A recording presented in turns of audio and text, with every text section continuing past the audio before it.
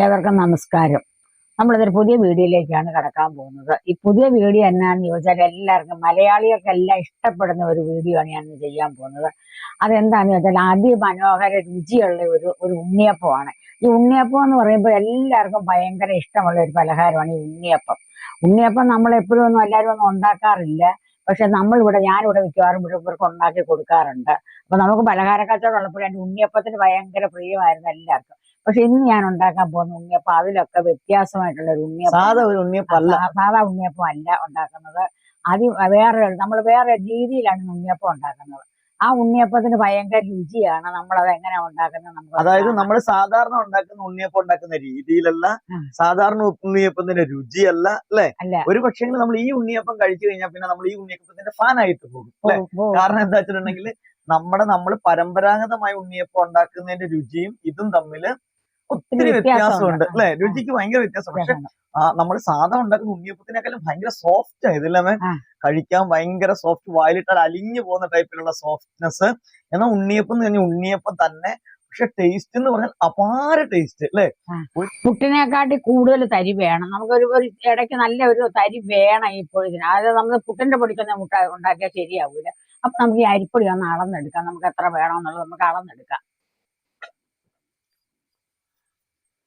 ഈ ഗ്ലാസ്സിലാണോ എടുക്കുന്നത്? 4 ഗ്ലാസ്സിൽ അല്ലേ?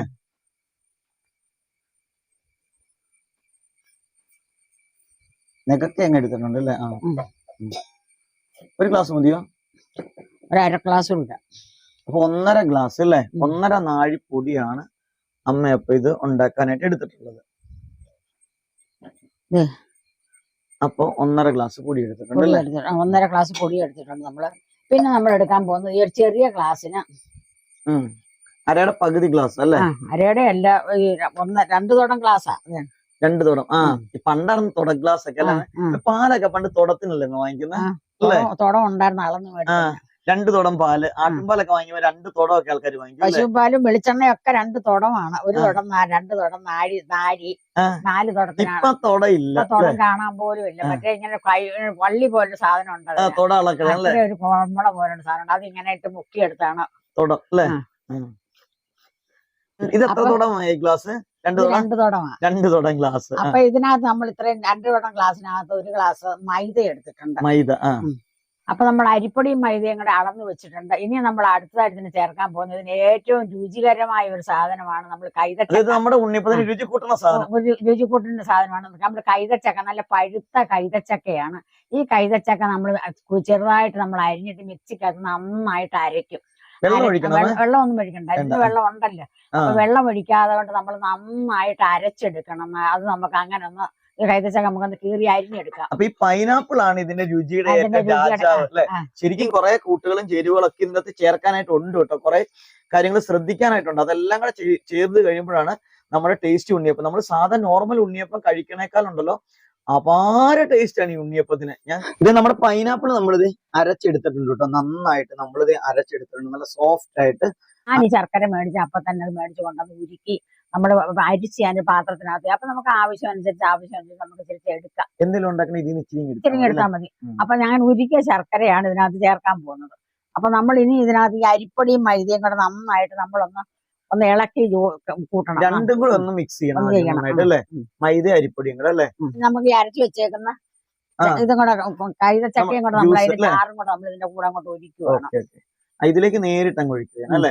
ആദ്യം ഒഴിക്കണം. അതാണ് കാരണം. അതിന്റെ വെള്ളം നോക്കിയിട്ട് വേണം പിന്നെ ശർക്കര ചേർക്കാൻ. ശർക്കരയ്ക്കും വെള്ളമുണ്ട്, ബാക്കി വെള്ളം വേണമെങ്കിൽ. വെള്ളം ഇപ്പൊ നമ്മള് ചേർക്കൂല. ഇല്ല അല്ലേ? ഓക്കെ. അല്ല, ഞാൻ വിചാരിച്ച കപ്പിൽ വെള്ളം ഇരിക്കണം. അത് ഞാൻ എടുത്തോണ്ട് വെച്ചതാ, കുഴച്ച് വരും. പക്ഷെ ഇപ്പൊ നമുക്ക് വെള്ളത്തിന്റെ ആവശ്യമില്ല അല്ലേ?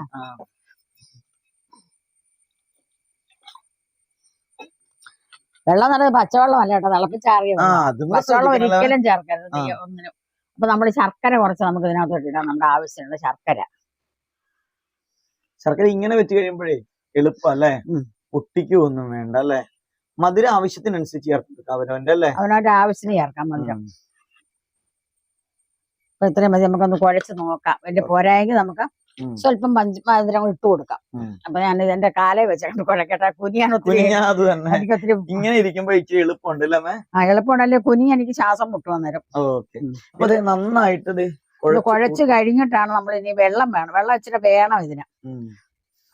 കുഴക്കുന്നത് കൊണ്ട് നമുക്ക് മണ്ടാൻ പറ്റൂല. പണ്ടൊക്കെ നെയ്യപ്പത്തിന് വലിയ കലത്തിനകത്താ ഞാൻ അങ്ങനെ കുഴച്ചു കൂട്ടുന്നത്. ഞങ്ങൾക്ക് നെയ്യപ്പ കച്ചവടം ഉണ്ടായിരുന്നേ. അഞ്ചടങ്ങരി അരിയൊക്കെ ഞാൻ പൊടിച്ച്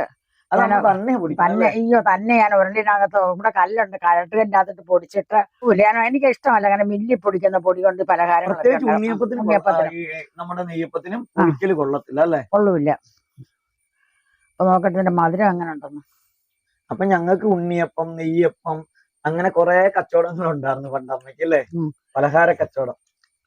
ഇനി ഞങ്ങൾ കൂത്താട്ടുകുളത്ത് താമസിക്കുമ്പോ ചെയ്യണമെന്ന് എന്റെ മനസ്സിൽ ആഗ്രഹമുണ്ട്. ഇപ്പൊ നമ്മൾ ഈ രീതിയിലാണ് കുഴച്ചു വെക്കുന്നത്, കണ്ടോ? അപ്പൊ ഇനി നമ്മൾ ഇതിനകത്ത് വേറെ വെള്ളമൊന്നും ചേർത്തില്ല. വെള്ളമൊന്നും ചേർത്തില്ല.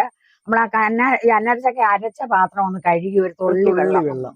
മധുരമൊക്കെ ഇപ്പൊ പാകത്തിനുണ്ട്. അതും ചൂടുവെള്ളം ഒഴിക്കണം കേട്ടോ, അല്ലെങ്കിൽ ചൂടുവെള്ളം തണുപ്പിച്ച് വേണം ഒഴിക്കാൻ. ചൂടുവെള്ളം തണുപ്പിച്ച്. ഓക്കെ. അപ്പൊ മധുരമൊക്കെ ഇത് മതി. നമ്മൾ ഇനിയും വേണമെങ്കിൽ നമുക്ക് ചൂടാൻ നേരത്തെ. അപ്പൊ ഇത് ഇനി ഇങ്ങനെ എത്ര സമയം വെക്കും? ഇതൊരു 3 മണി 4 മണി വരെ ഇങ്ങനെ ഇരിക്കും. അന്നേരം നമുക്ക് ചുട്ടെടുക്കാം. സാധാരണ ഞാൻ ഉണ്ണിയപ്പം നെയ്യപ്പം ഒക്കെ ഉണ്ടാക്കുന്ന ഒരു 4 ദിവസമെങ്കിലും ഞാൻ കുഴച്ച്. അതൊരു പ്രത്യേക കുഴയാണ്.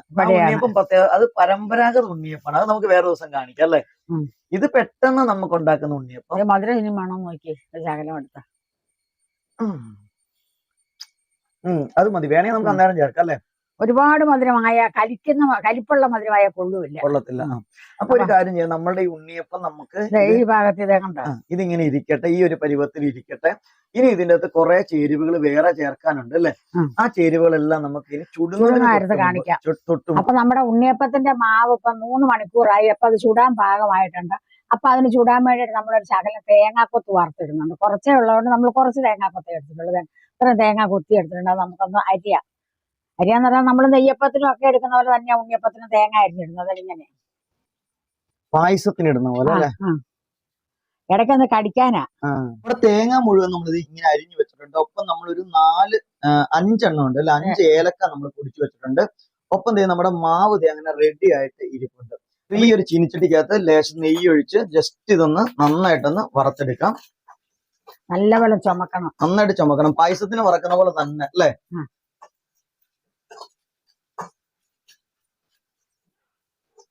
തേങ്ങ അങ്ങനെ മൂത്തുകൊണ്ടിരിക്കുവാണ് കേട്ടോ. ഏകദേശം നമ്മുടെ തേങ്ങ ഒന്ന് റെഡി ആയിട്ട് വന്നിട്ടുണ്ട്. ഇനി ഈ നെയ്ക്കകത്ത് വറുത്തി തേങ്ങ നേരെ നമ്മുടെ ഈ ബാറ്ററിന്റെ അകത്തേക്ക് ഇത് ചേർത്ത് കൊടുക്കാൻ പോവാണ് കേട്ടോ. നമ്മുടെ നെയ്യപ്പത്തിന് ആ നെയ്യും കൂടെ ചേർന്നാണ് നമ്മൾ ഒഴിച്ചിട്ടുള്ളത് കേട്ടോ. ഏലക്ക പൊടിച്ചുകൊണ്ട് നമുക്ക് ഏലക്കായും അല്ലേ? നമ്മൾ ഒരു കിള്ളു ഉപ്പ് നമ്മൾ നേരത്തെ മിക്സ് ചെയ്ത സമയത്ത് ചേർത്തിട്ടില്ല അല്ലെ? ചുടാൻ നേരത്താണ് അല്പം ആ മധുരത്തെ ഒന്ന് ബാലൻസ് ചെയ്യാൻ വേണ്ടിട്ട് ഒരല്പം ഉപ്പും കൂടെ ചേർത്ത് കൊടുത്തിട്ടുണ്ട്. മധുരത്തെ ഒന്ന് ജസ്റ്റ് ബാലൻസ് ചെയ്യാൻ വേണ്ടി മാത്രമാണ് ഉപ്പ് ചേർക്കുന്നത്. ഇളക്കി നോക്കാം. വെള്ളം വേണേ ശകലം കൂടെ ചേർക്കണം. പക്ഷെ വെള്ളം വേണം, ഇച്ചിരി വെള്ളം വേണം അല്ലെ? അപ്പൊ ഇനി വെള്ളം ഒഴിക്കുമ്പോ തിളപ്പിച്ചാറിയ വെള്ളം ഒഴിക്കണം അല്ലെ? നമുക്ക് ഉണ്ണിയപ്പത്തിനത് വേണമെങ്കിൽ ഒരു ലേശം അല്പം ഒരു എള്ളും കൂടെ വേണമെങ്കിൽ നമുക്ക് ചേർത്ത് കൊടുക്കാം കേട്ടോ. പക്ഷെ നിർബന്ധമൊന്നും അല്ല. ഇവിടെ ഇപ്പൊ എള്ളം ഉള്ളത് കൊണ്ട് നമ്മൾ ലേശം എള്ളും കൂടെ ചേർത്ത് കൊടുക്കുന്നു മാത്രമേ ഉള്ളൂ. അപ്പൊ സ്വല്പം വെള്ളം കൂടെ വേണം, ഇച്ചിരി വെള്ളം കൂടെ വേണം.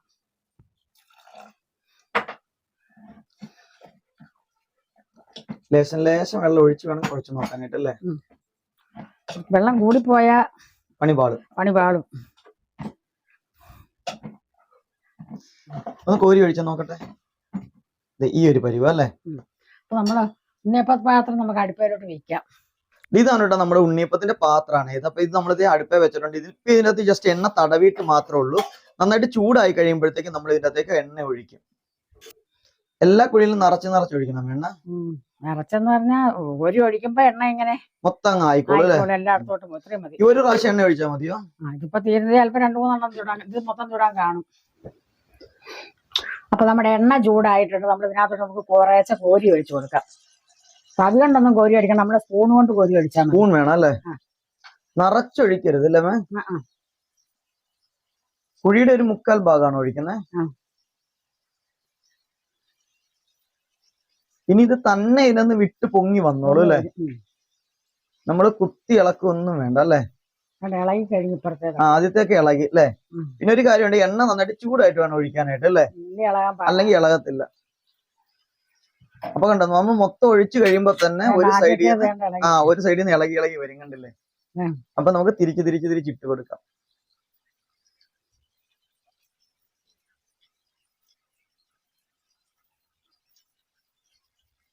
ഒരു സൈഡിൽ നിന്ന് ഒഴിക്കുക, ഒരു സൈഡിൽ നിന്ന് തിരിച്ചിടുക, അല്ലെ? നല്ല പൈനാപ്പിളിന്റെ മണം വരുന്നുണ്ട് ഇപ്പൊ തന്നെ, അല്ലേ? എണ്ണ അങ്ങ് മൂത്തപ്പോഴത്തേക്കും കുറച്ചും കൂടെ കൂട്ടി ഒഴിച്ചാലും കുഴപ്പമില്ല, അല്ലേ? മതി. ഒത്തിരി വലുത് വേണ്ട, അല്ലേ? ഉണ്ണിയപ്പം ചെറുതാ, ഉണ്ണിയപ്പം കുഞ്ഞല്ലേ, ഉണ്ണിയല്ലേ, അല്ലേ? എന്നിട്ട് ഇത് തിരിച്ചിടാറാകുമ്പോ പിന്നെ ഒന്ന് തീ കുറച്ചിടണോ അമ്മേ? പയ്യെ ഒന്ന് കുറയ്ക്കണം, അല്ലേ? കുറച്ചിട്ടേക്കുക. അപ്പൊ ആദ്യം നല്ല ചൂടിലാണ് ഒഴിച്ചത്, അല്ലേ? അത് കഴിഞ്ഞിട്ട് പിന്നെ തീ കുറച്ചിട്ടിട്ട് വേവണം ഉള്ളൊക്കെ, അല്ലേ? ഒരു കുഞ്ഞു പപ്പടം കുത്തണ കമ്പിയും കൊണ്ട് കുത്തി ഇങ്ങ് എടുത്താൽ മതി. ആയി കഴിഞ്ഞുകൊണ്ട് ഇത്രയും സമയമേ ഉള്ളൂ. നമ്മൾ കട്ട് ചെയ്യാതെയാണ് കാണിച്ചത്. അപ്പൊ ഇത്രയും സമയം കൊണ്ട് നമ്മുടെ ഉണ്ണിയപ്പം എല്ലാം സെറ്റ് ആയിട്ടുണ്ട്. അതായത് ഒരു ട്രിപ്പ് ഉണ്ണിയപ്പം എല്ലാം നമ്മളിത് അങ്ങനെ കോരി എടുത്തിട്ടുണ്ട്. നല്ല കളറൊക്കെ ഉള്ള അടിപൊളിയാണ് കേട്ടോ. അപ്പൊ അടുത്ത ട്രിപ്പ് നമ്മളിത് ഒഴിക്കാനായിട്ട് പോവാണ് കേട്ടോ.